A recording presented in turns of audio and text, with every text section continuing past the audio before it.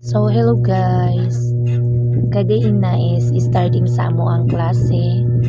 So, Korean Language Employment Permit System Test of Proficiency Korean or EPS topic. So guys, nag-topic mi kagain na, nagkani answer na mo, nagbalik mi pagkakin. Charisa.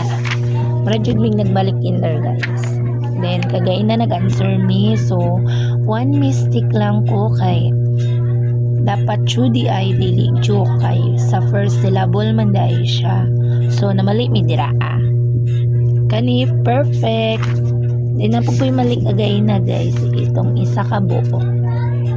Namali ko kay gibulag na ko ang S. So, among topic kagaya na guys is tama na dito siya sa page 32. So, assignment ni no 30, 31 to 32. Mo na, dari may taman kagay na nag-topic.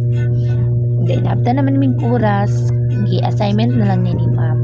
So, kaning diri, the rest is continuous ni siya sa next Saturday. So, goodbye guys. Update mo next Saturday.